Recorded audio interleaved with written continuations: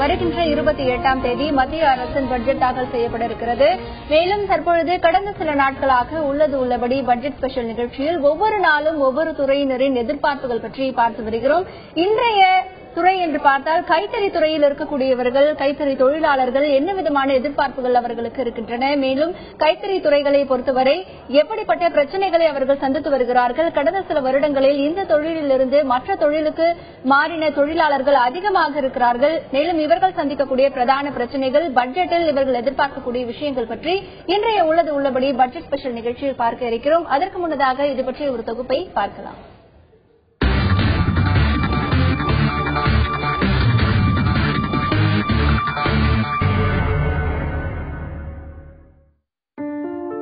இந்தியாவின் பாரம்பரிய தொழில்களில் விவசாயத்துக்கு அடுத்தபடியாக கருதப்படுவது கைத்தறி நெசவு தொழிலாகும். நாட்டின் கைத்தறி நெசவு தொழிலில் நேரடியாகவும் மறைமுகமாகவும் 43 லட்சம் பேர் வேலைவாய்ப்பை பெற்றுள்ளனர். தமிழ்நாட்டில் மட்டும் சுமார் 5 லட்சம் குடும்பங்கள் கைத்தறி நெசவு தொழிலை வாழ்வின் ஆதாரமாக கொண்டிருக்கின்றன. நாட்டின் ஒட்டுமொத்த ஜவுளி உற்பத்தியில் விசைத்தறித்துறையின் பங்களிப்பு 60% உள்ள நிலையில் கைத்தறித்துறையின் பங்களிப்பு 11% உள்ளது. இந்த நிலையில் நலிவடைந்து வரும் கைத்தறி தொழிலை காப்பாற்ற கூட்டுறவு சங்கம், ஜவுளி தொழில் நிறுவனம் மற்றும் தனியார் கைத்தறி நெசவாளர்களுக்கு மானிய விலையில் அரசு நூல் வழங்க வேண்டும் என்று கோரிக்கை விடுக்கப்பட்டுள்ளது. மேலும் மத்திய மாநில அரசு அலுவலகங்கள், மருத்துவமனை, ராணுவம், ரயில்வே-துறை, சிறைத்துறை, இயற்கை இடர்சீற்றங்கள் போன்ற தேவைகளுக்கு கைத்தறி துணிகளை பயன்படுத்த வேண்டும் எனவும், இதனால் கைத்தறி தொழிலாளர்களுக்கு தொடர்ந்து வேலை கிடைக்கும் எனவும் தமிழ்நாடு கைத்தறி நெசவாளர்கள் சங்கம் தெரிவித்துள்ளது.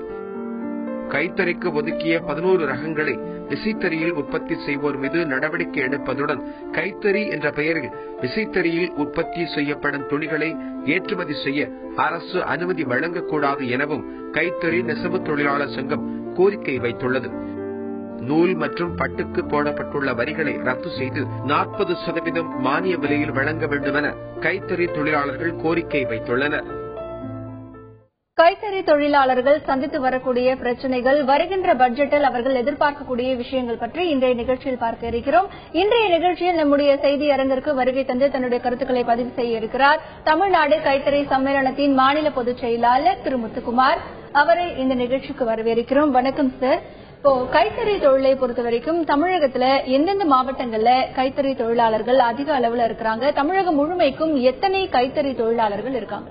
தமிழ்நாட்டில் காஞ்சிபுரம், அதே மாதிரி திருவண்ணாமலை மாவட்டம் ஆரணி, நம்முடைய மதுரை செல்லூர் பகுதி, விருதுநகர் மாவட்டம், தஞ்சை மாவட்டத்தினுடைய கும்பகோணம், கோவை மண்டலம் என்று சொல்லக்கூடிய கோயம்புத்தூர், சேலம், இது எல்லாமே பட்டும் அதே மாதிரி பருத்தியும் கலந்த இந்த பகுதி தமிழகம் இந்தியாவிலேயே கைத்தறி துணிகளை உற்பத்தி செய்த நட்சத்திர மாநிலமாக இருந்த காலம் உண்டு. இப்பொழுதும் அதை தக்க வைத்துக் கொள்ள போராடி கொண்டிருக்கிறது. ஏறக்குறைய 6 லட்சம் பேர் இன்றும் அந்த தொழிலை நம்பி நெசவு தொழிலில் ஈடுபட்டுக் கொண்டிருக்கிறார்கள்.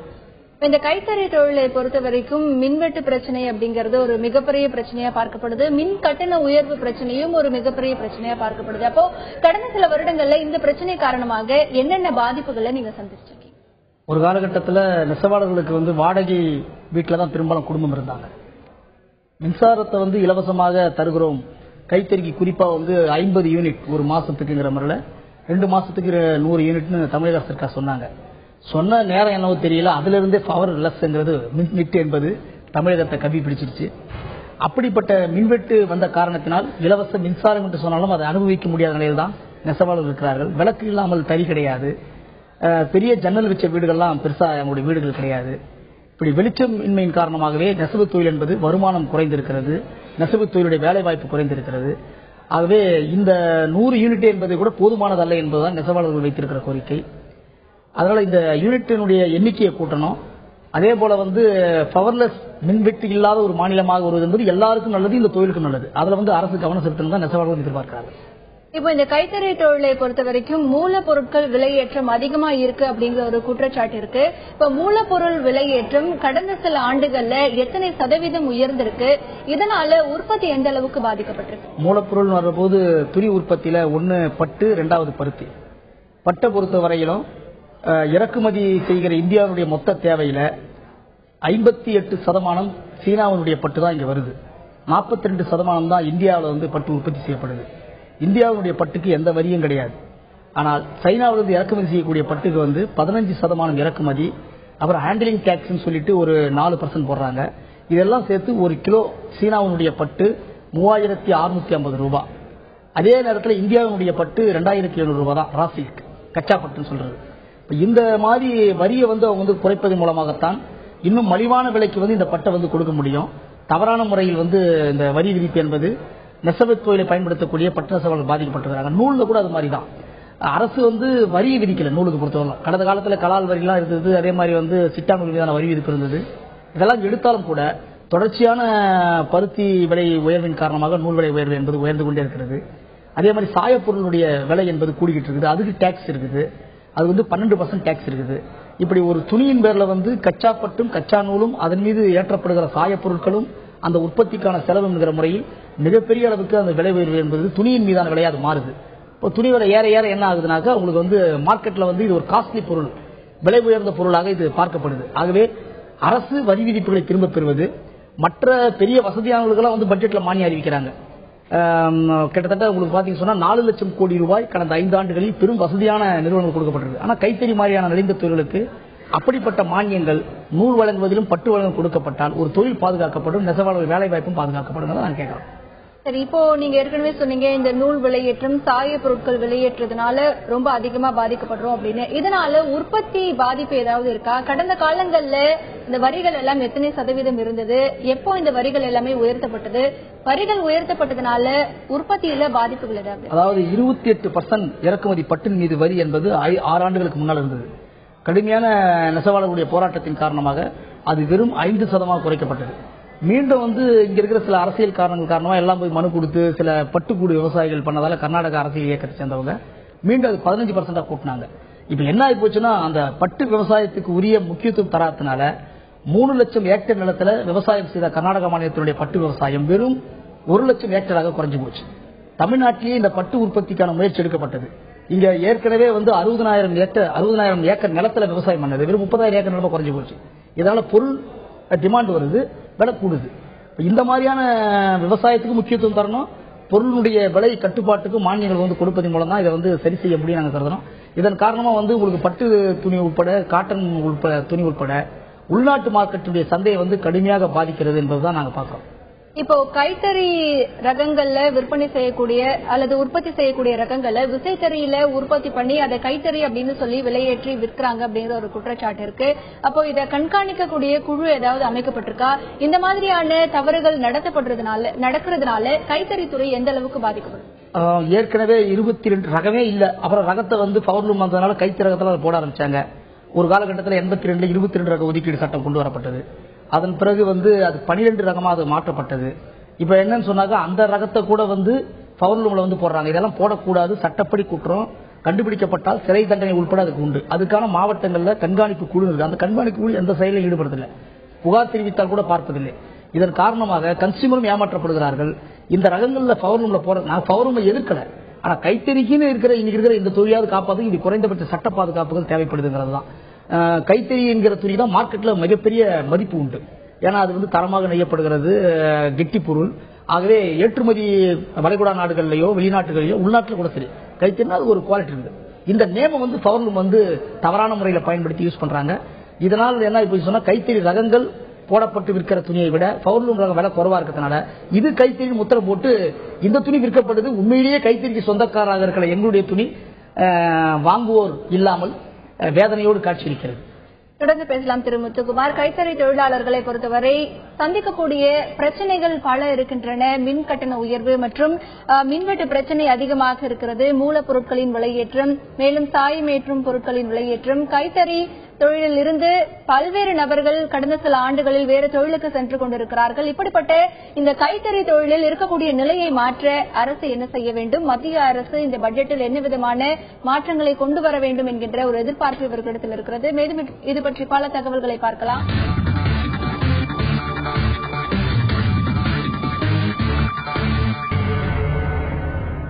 கைத்தறி தொழிலாளர்களின் எதிர்பார்ப்புகள் பற்றி பார்த்துக் கொண்டிருக்கிறோம்.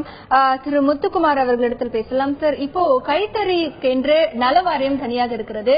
அந்த நல வாரியத்தின் செயல்பாடுகள் திருப்திகரமாக இருக்கிறதா? நீங்கள் அவர்களிடத்தில் எதிர்பார்க்கக்கூடிய விஷயங்கள்?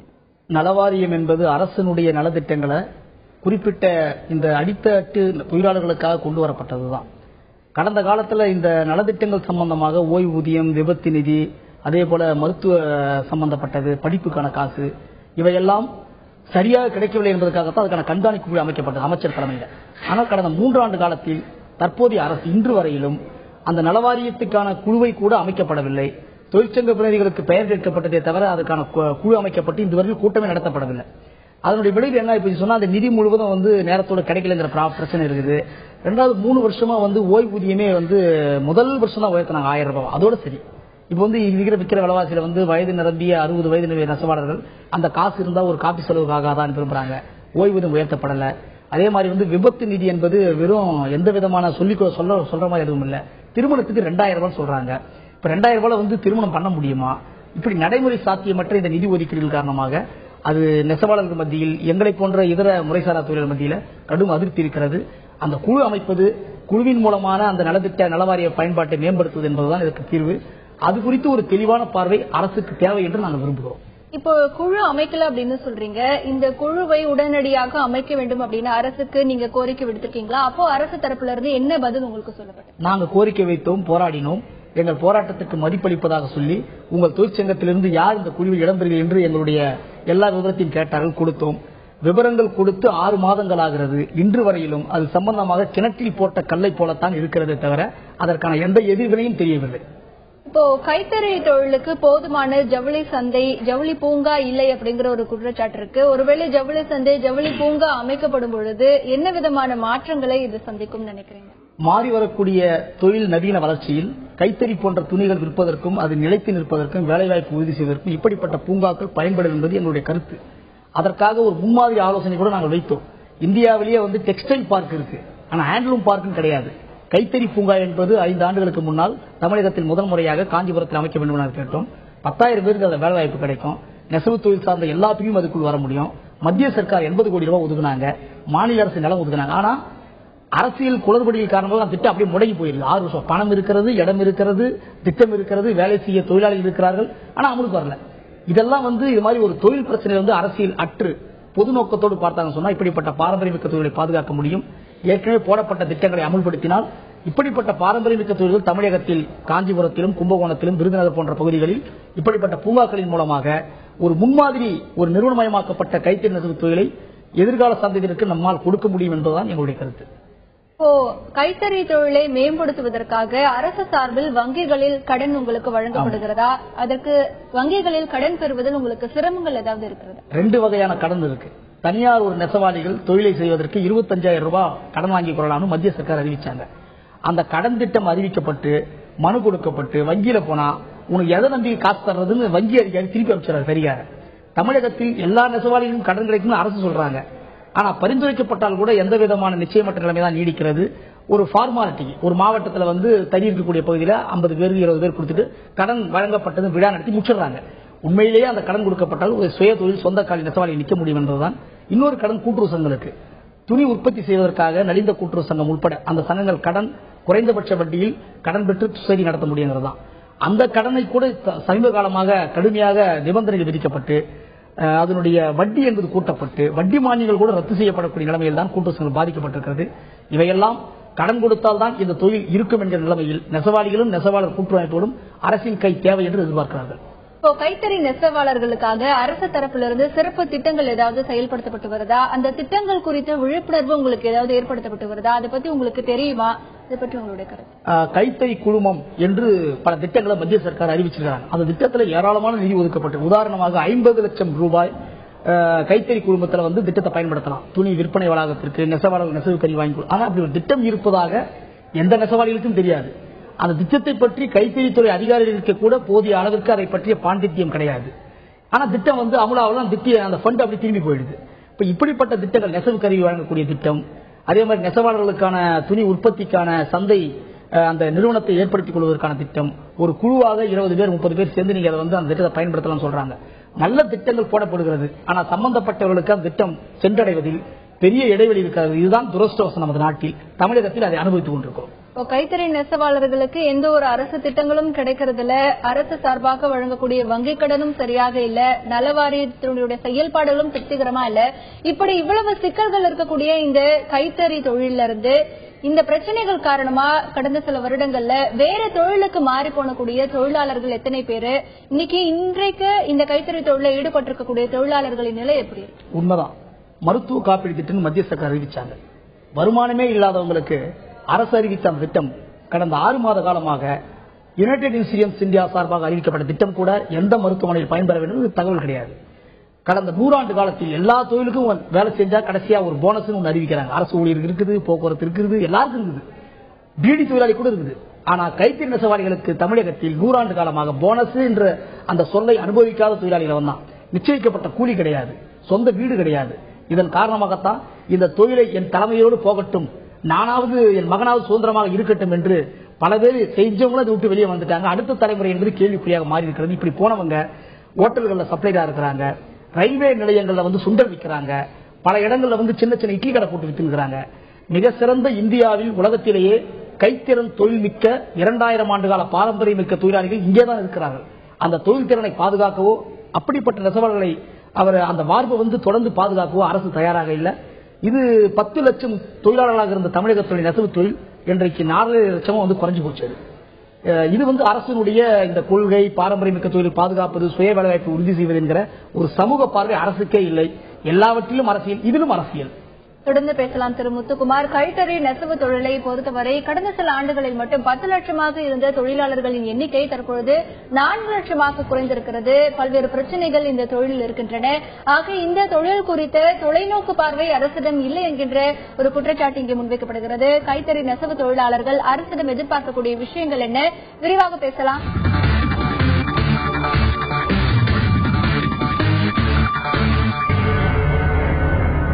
முத்துக்குமார் அவர்களிடத்தில் பேசலாம். சார், இப்ப இந்த கைத்தறி நெசவு தொழிலை பொறுத்த வரைக்கும் ஏற்றுமதியை உயர்த்துவதற்கான வாய்ப்புகள் ஏதாவது இருக்கா? ஏற்றுமதி செய்வதற்கான வாய்ப்புகள் உங்களுக்கு கொடுக்கப்பட்டிருக்கா? இது பற்றி உங்களுக்கு கடந்த காலம் மாதிரி இப்ப இல்ல. தமிழகத்தில் பிறந்தவர்கள், தென்னிந்தியாவில் பிறந்தவர்கள் உலகம் முழுவதும் பணியாற்றுவதற்காக பல புதிய இளம் தலைமுறை சென்றிருக்கிறார்கள். அந்த குடும்பத்தைச் சேர்ந்தவர்கள் தங்களுக்கு தேவையான துணிகளை தங்கள் நாடுகளிலே எடுத்துக்கொள்ள விரும்புகிறார்கள். அப்படிப்பட்ட ஒரு வாய்ப்பு என்கிற போது ஏற்றுமதி சந்தை விரிவடைந்திருக்கிறது. ஏற்றுமதிக்கான ஏற்றுமதியாளருக்கு சலுகை இருக்கிறது. ஆனால் சாதாரண நெசவாளிகள் கூட்டுறவு சங்கம் உற்பத்தி செய்யக்கூடிய துணிகளை, தரமான துணிகளை எங்கள் நிறுவனங்கள் விற்பனை செய்ய முடியும் என்கிற அளவிற்கு விற்பனைக்கான தகவல் தொடர்பு ஏற்பாடுகளை மத்திய அரசு செய்தால் வெளிநாடுகளில் ஏற்றுமதியினுடைய வர்த்தகத்தை விரிவாக்க முடியும் என்பதுதான் சொல்லுவோம். அது லுங்கியா இருக்கலாம், பருத்தி சேலைகளாக இருக்கலாம், பட்டு துணியாக இருக்கலாம், எல்லாமே செய்ய முடியும் நம்மளால. அது தேவை என்று நாம் எதிர்பார்க்கிறோம். மத்திய சர்க்கார் உள்நாட்டு சந்தையும் உறுதி செய்வது என்பதுதான் நிரந்தரமான வேலைவாய்ப்பு, நிரந்தரமான தொழில் பாதுகாப்பு நாம் தர முடியுங்கிறதான். கடந்த காலங்களைப் போல இல்லாமல் இப்போது விழிப்புணர்வு நுகர்வோர் மத்தியில் ஏற்பட்டுள்ளது. நல்ல ஒரிஜினல் துணியா இருக்கணும், தரமான துணியா இருக்கணும், கைத்தறினா கைத்தறியா இருக்கணும், பார்த்து வாங்கணும்னு பல எதிர்பார்ப்பு பெண்களுக்கு. முகூர்த்த சேலைனா பட்டு சேலை, ஒரு யாருன்னா கிஃப்ட் கொடுக்கணும்னா அதுக்கேற்ற மாதிரியான விலை குறைவான சேலை, ஆண்களாக இருந்தால் நல்ல நல்ல வேஷ்டி தமிழகம், அதே மாதிரி லுங்கி, இப்படி கைத்தறி துணிகள் எதிர்பார்க்கிறாங்க. அந்த துணிகள் மலிவாக கொடுத்தால் உள்நாட்டு சந்தை நம்மால் நல்ல முறையில் விற்பனை செய்ய முடியும், தொழில் பாதுகாக்கப்படும். இப்ப கைத்தறி தொழிலாளர்களுக்கு மருத்துவ காப்பீடு ஏதாவது இருக்கா? இது வழங்கக்கூடிய திட்டங்கள் ஏதாவது நீங்க எதிர்பார்க்கிறீங்களா? மருத்துவ காப்பீடு என்பது நோய்கள் அதிகமாக இருக்கிற பின்னணியில், மருத்துவ செலவு அதிகரித்திருக்கிற சூழ்நிலையில் அடித்தட்டு ஏழை எளிய மக்களுக்கு இருக்கிற ஒரே வாய்ப்பு அரசின் பாதுகாப்பு தான். அரசு மருத்துவமனை இல்லைன்ற பின்னணியில ஏற்கனவே ஐசிஐசி மருத்துவ காப்பீடு ஒன்று இருந்தது. அது சரியில்லைன்னு சொல்லிட்டு தான் அரசினுடைய கட்டுப்பாட்டில் இருக்கிற யுனைடெட் இன்சூரன்ஸ் இந்தியா சார்பாக இப்போது அறிவிக்கப்பட்டிருக்கிறது. 30,000 ரூபாய். அதுல நீங்க முழுமையா ஹாஸ்பிட்டல் போயிட்டு நீங்க மருத்துவ சிகிச்சை சொல்லலாம்னு சொல்றாங்க. இன்னைக்கு எந்த ஆஸ்பத்திரியில போய் சேரணும், அந்த ஆஸ்பத்திரியில போனா சேர்த்துவாங்களா, இவங்க சொன்ன இடத்துல போய் கேட்டாங்க எங்களுக்கு கட்டுப்படி ஆகாதுறாங்க. இப்படிப்பட்ட நடைமுறை சிக்கல் இதெல்லாம் சரி பண்ணாங்க சொன்னா 30,000 என்பது போதாது. உதாரணமா ஒருத்தருக்கு மாரடைப்பு வருது, ஹார்ட் அட்டாக் வருது அப்படின்னா அதை ஆன்சியோகிராஃபி பண்றதுக்கோ பைபாஸ் பண்றதுக்கு குறைஞ்சபட்சம் 2 லட்சம் தேவைப்படுது. இது இன்னைக்கு சாதாரணமாய் போச்சு. இப்படிப்பட்ட வியாதிகளுக்கு உட்பட நெசவாளிகளுக்கு பாதுகாக்கக்கூடிய மருத்துவ காப்பீடுகள் தேவை. குறிப்பா பெண் நெசவாளிகளுக்கு கர்ப்பப்பை பிரச்சனை வருது, முதுகுத்தண்டு பிரச்சனை வருது. பெண் நெசவாளர்களுக்கான சிறப்பு காப்பீடு திட்டங்கள் உட்பட அறிமுகப்படுத்துவது. ஏன்னா சரிபாதி பெண்கள் தான் இப்ப நெய்யறாங்க. இலவச சேலை நெய்யறவங்க யாருன்னா பெண்கள் தான். அந்த பெண்களை பற்றி எந்த அரசும் கவலைப்படுவதாக தெரியல. இப்போ வர இருக்கக்கூடிய பட்ஜெட்ல ஒட்டுமொத்த கைத்தறி நெசவாளர்களின் எதிர்பார்ப்புகள் எப்படிப்பட்டதாக? எதிர்பார்ப்புங்கிற போது தொழிலை பாதுகாப்பதற்கு நூல், பட்டு சரிகை மானிய விலையில் தரக்கூடிய வகையில் அந்த விநியோகம் ஏற்பாடுகள் அரசினுடைய கட்டுப்பாட்டில் தெளிவுபடுத்தப்பட வேண்டும் என்று கேட்டுக்கிறோம். ஒன்று, நெசவாளர் சம்பந்தப்பட்டதுல கூட்டுறவு சங்கங்களுக்கு தற்போது தமிழகத்தில் வழங்கப்பட்டிருக்கிற அத்தனை கடன்களும் மத்திய அரசு ஏற்கனவே ஒப்புக்கொண்டபடி பாரபட்சமற்ற முறையில் தள்ளுபடி செய்யப்பட வேண்டும். தனியார் நெசவாளிகள் உட்பட சொந்தமாக வீடு இருந்தால்தான் தனிய முடியும் என்கிற பின்னணியில் வீடு கட்டும் திட்டம் கடந்த காலத்தில் இருந்ததைப் போலவே வீட்டு மனைகளுடன் கூடிய நிலத்திட்டங்கள், வீடு கட்டுவதற்கான மானியங்கள் உட்பட உறுதி செய்ய வேண்டும். இப்படிப்பட்ட சமூக நல திட்டங்கள் அவர்களுக்கு இருப்பதற்கான வசதி, தொழில் பாதுகாப்பு, சுய தொழில் செய்வதற்கான கடன் வசதிகள் நிபந்தனையற்ற முறையில் தருவது, இவையெல்லாம் தான் தொழிலாளிகளையும் பாதுகாக்க முடியும். அரசினுடைய எந்த விதமான பெரிய செலவு இல்லாமல் அந்த தொழிலை பாதுகாப்பதோடு லட்சக்கணக்கான மக்களுக்கு வேலை வாய்ப்பு உத்தரவாதம் செய்ய முடியும் என்று நாங்கள் விரும்புகிறோம். உங்களுடைய தகவல்களுக்கு நன்றி சார். வருகின்ற 28ஆம் தேதி மத்திய பட்ஜெட் தாக்கல் செய்யப்பட இருக்கிறது. அதில் கைத்தறி தொழிலாளர்களுக்கு பல்வேறு விதமான எதிர்பார்ப்புகள் இருக்கின்றன. நூல், பட்டு, செரிகை ஆகியவற்றை மானிய விலையில் வழங்க வேண்டும். கூட்டுறவு சங்கங்களில் கைத்தறி தொழிலாளர்களுக்கு வழங்கப்பட்டிருக்கக்கூடிய கடனை ரத்து செய்ய வேண்டும். மேலும் அவர்களுக்கு விபத்து காப்பீடு மற்றும் முதியோர் உதவித்தொகை, மருத்துவ காப்பீடு ஆகியவற்றை சரியான முறையில் வழங்கப்பட வேண்டும். கைத்தறி தொழிலாளர் நலவாரியம் என்பது செயல்படுத்தப்படாமலேயே இருக்கிறது. அதற்கான விஷயங்களை அரசு முன்னெடுத்து செல்ல வேண்டும். மேலும் கைத்தறி நெசவாளர்களை பாதுகாக்க அரசின் திட்டங்களை அவர்களுக்கு முழுமையாக கொண்டு போய் சேர்க்க முழுமையான ஒரு செயல் திட்டத்தை உருவாக்க வேண்டும் என்பதே ஒட்டுமொத்த கைத்தறி நெசவாளர்களின் கோரிக்கையாக இருக்கிறது மற்றும் எதிர்பார்ப்பாக இருக்கிறது. இந்த நிகழ்ச்சியில் நம்மோடு இணைந்த திரு முத்துக்குமார் அவர்களுக்கு நன்றி சார். மீண்டும் ஒரு பட்ஜெட் ஸ்பெஷல் உள்ளது உள்ளபடி நிகழ்ச்சியில் சந்திக்கலாம். இணைந்திருங்கள்.